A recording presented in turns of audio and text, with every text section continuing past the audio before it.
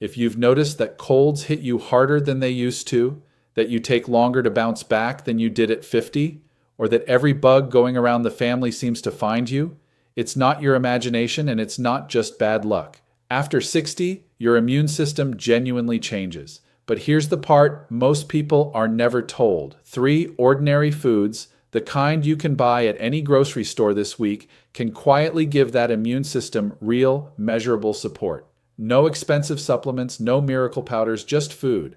Let me show you which 3 and exactly how to use them. First, let's talk about why your immune system needs more support now than it did decades ago. Scientists actually have a name for this: immunosenescence. It's a clunky word, but the idea is simple.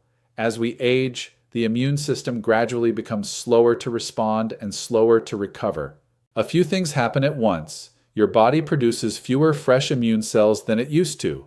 The ones you have don't communicate quite as quickly, and a low simmering level of background inflammation, researchers sometimes call it inflammaging, can crowd out the sharp targeted response you actually want when a real virus shows up. On top of that, 2 very practical things change after 60. First, many older adults simply absorb fewer nutrients from food because stomach acid and digestion become less efficient with age. Second, appetite often shrinks, so people eat less overall, which means less of the raw material the immune system depends on. Here's the encouraging part, and it's the whole reason I'm making this video. Your immune system is not fixed. It responds, sometimes surprisingly quickly, to what you feed it. The nutrients that immune cells need to do their job come directly from your plate, and 3 specific foods deliver a remarkable amount of that raw material in a single serving. So let's get into them, and stick around for the third one, because it's the one almost nobody thinks of as an immune food, and it may be the most interesting of the 3. The first food surprises people because it has almost nothing to do with the part of the body you'd expect. It's fermented foods, plain yogurt, kefir, sauerkraut, kimchi, and the reason they matter starts in your gut. Here's something that genuinely reshapes how you think about immunity once you understand it. A large share of your immune system actually lives in and around your gut. The lining of your intestines is one of the main places where your body decides what's friendly and what's a threat. And that lining is home to trillions of bacteria, your gut microbiome, which act almost like a training ground and an early warning system for your immune cells. As we age, that community of gut bacteria tends to lose diversity, fewer types, less balance. And research increasingly links a less diverse microbiome with a weaker, more sluggish immune response. This is where fermented foods come in. Yogurt and kefir contain live, active cultures, beneficial bacteria that help replenish and diversify what's living in your gut.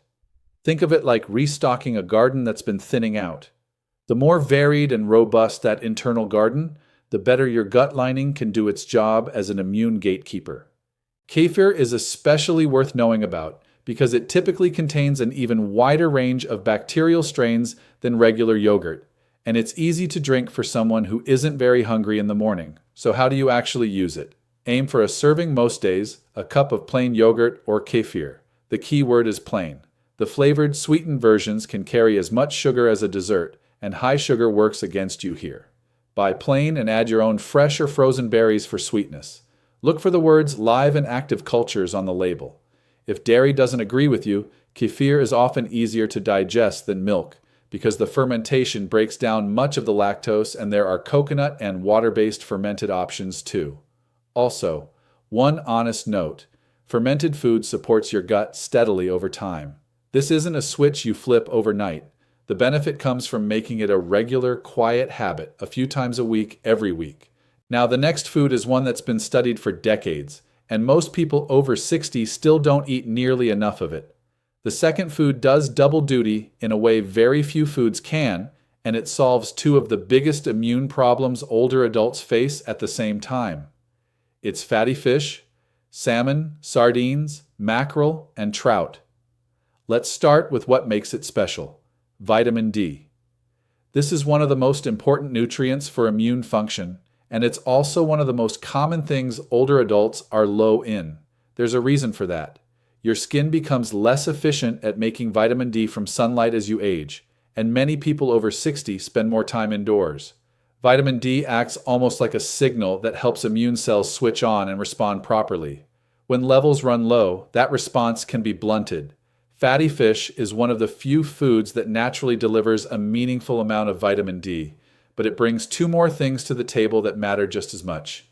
The second is omega-3 fatty acids.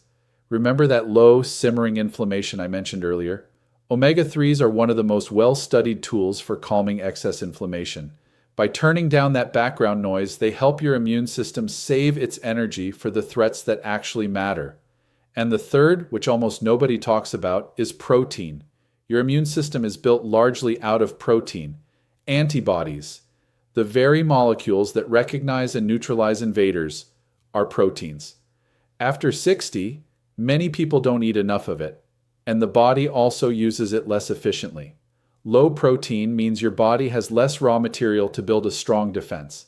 Fatty fish gives you high-quality protein and the vitamin D and the omega-3s all in one serving. Very few foods do all three. So how do you use it? Aim for 2 servings of fatty fish a week. That's a general guideline echoed by many heart and health organizations, and it works beautifully for immune support too. And here's the budget-friendly secret. It does not have to be fresh fillets. Canned sardines, canned salmon, and canned mackerel are inexpensive, last for months in the pantry, and are nutritionally excellent. Sometimes even better because you eat the soft bones, which add calcium. Sardines on whole grain toast is one of the cheapest immune-supporting meals you can make. If you don't eat fish at all, that's worth a conversation with your doctor about whether a vitamin D or omega-3 supplement makes sense for you, because these are genuinely hard nutrients to get enough of from a fish-free diet after 60.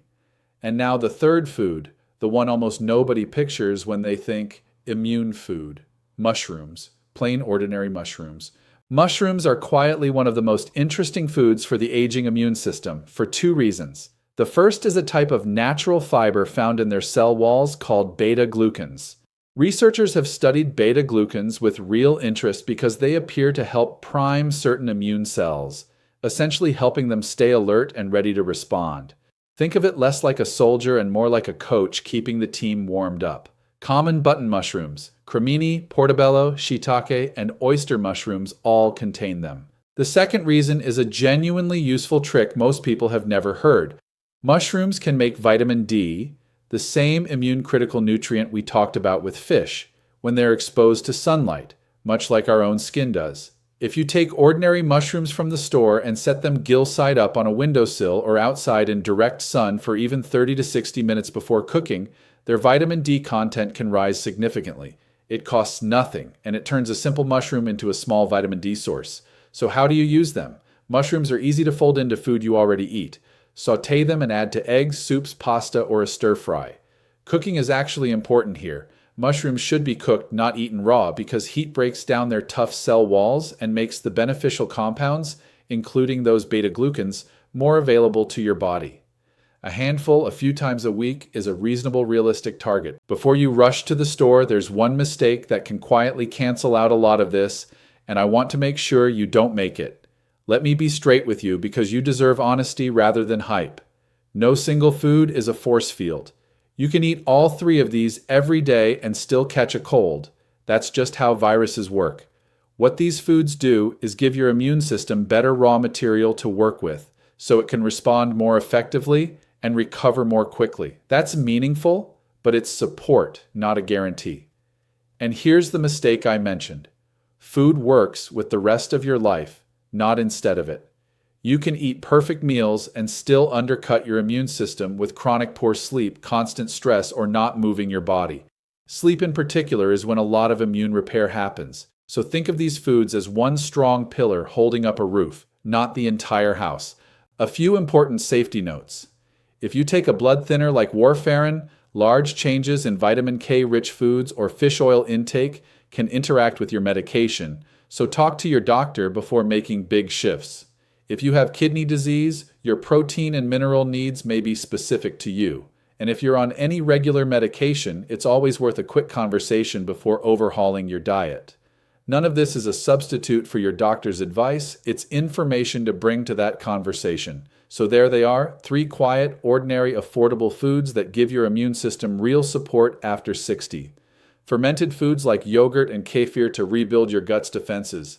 Fatty fish for vitamin D, omega-3s, and the protein your immune system is literally built from. And mushrooms for their beta-glucans, and a free vitamin D boost from a sunny windowsill.